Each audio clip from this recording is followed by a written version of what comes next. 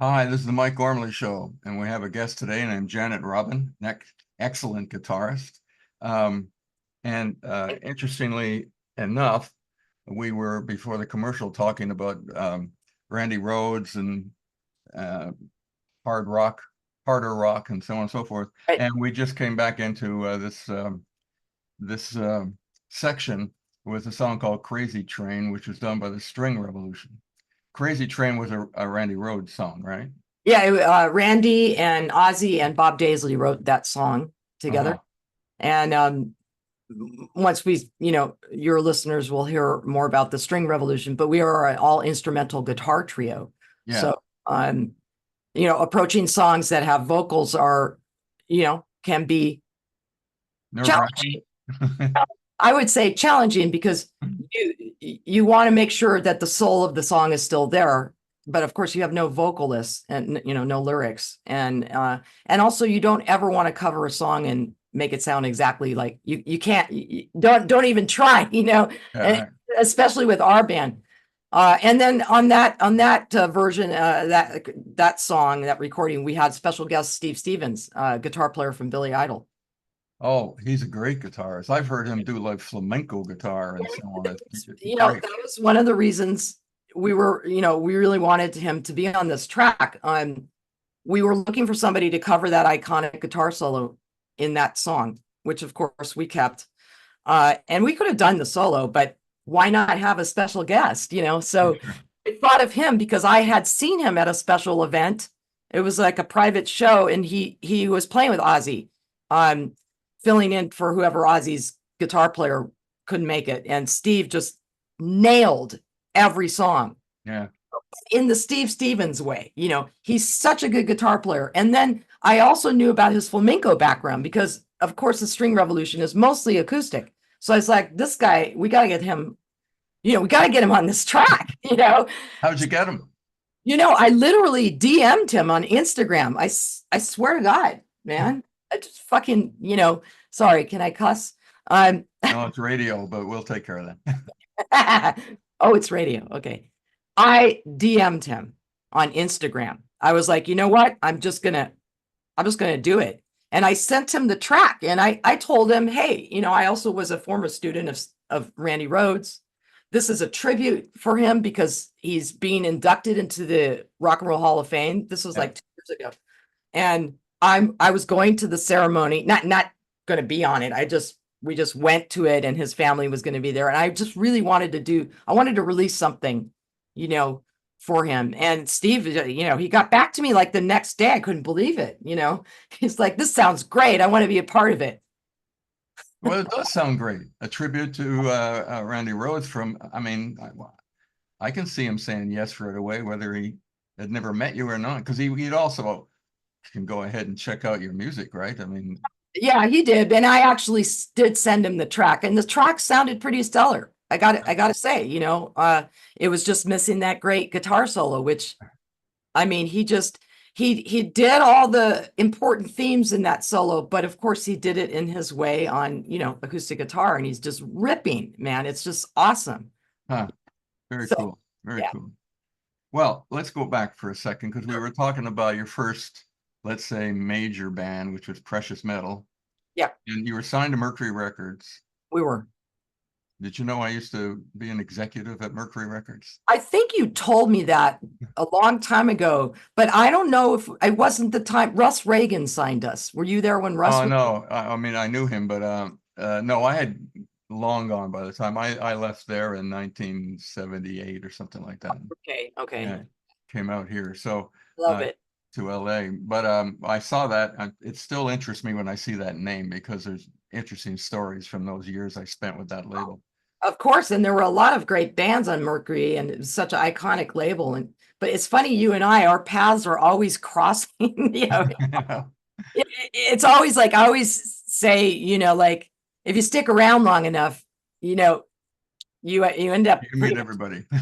with everybody. Well, I think that's a good thing. It is. But But yes, yeah, go ahead. Okay, so were you writing in precious metal? You were not just playing guitar, but you were writing. I was, and I did a little writing, with these neighborhood bands, but I got to say that was the more professional situation. The singer had already had a big hit in Australia. Our producer had already produced a bunch of other records, and it was at a way higher level, and I really learned how to write songs like for real in that band.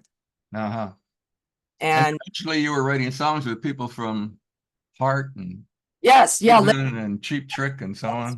as the band developed, towards the end of the career of the band, the very last record, we ended up writing a couple songs with Ann and Nancy Wilson from Heart, who, of course, I mean, they were my idols.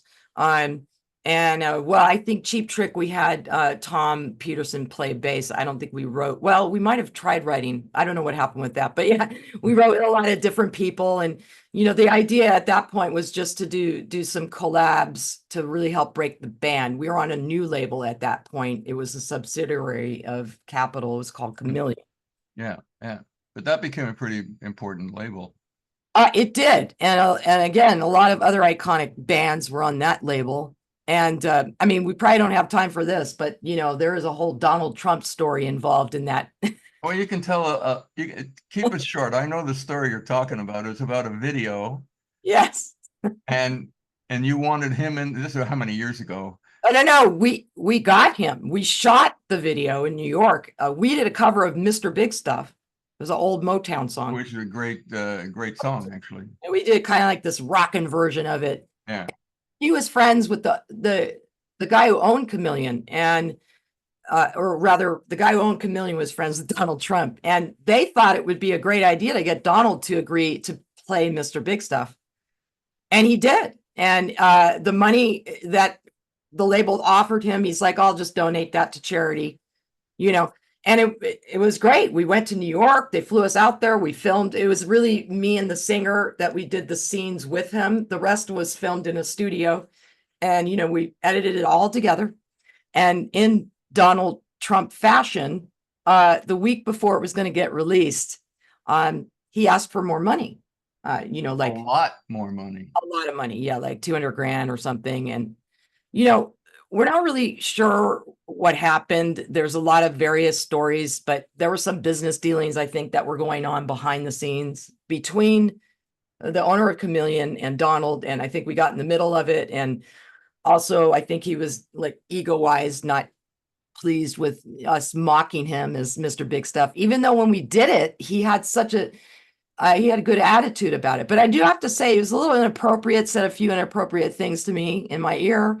Not a big deal. I'm just nothing's changed. Yeah, nothing's changed. Exactly.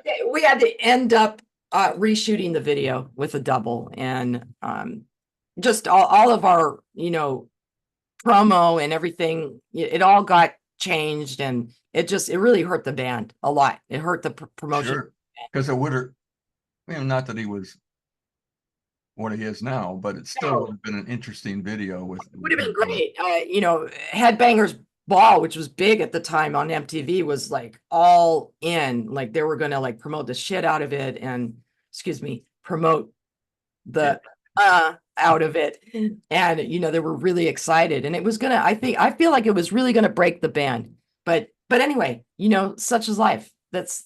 These are the things that happen in the business. But I have a good Donald Trump story. So there you go. That's a good story. Precious Metal featuring Donald Trump. You could have said that. What's strange about that is he's using that song for his campaign rallies. He is? No, I'm just kidding. Oh my God. That would have been funny. That would have been funny. Yeah. All right, well, we're gonna hear a little more of the string. Not to interrupt you guys, I'm sorry. No, it's okay. But hear more of the String Revolution, which I think is such a fantastic. You call it a band, I guess, but it's a band. It is. I don't like calling it a project anymore because it is full-fledged band. Yeah. Anyway, we're gonna listen to a song called Tennessee Whiskey, Honey. Yes, named after the delicious Jack Daniel's honey whiskey, but we just turned it around. Yeah, well, you did, and you did a good job. So we'll take a listen to that. We'll come back in a couple of minutes. This is the Mike Gormley Show, and we're pleased to have Janet Robin with us today.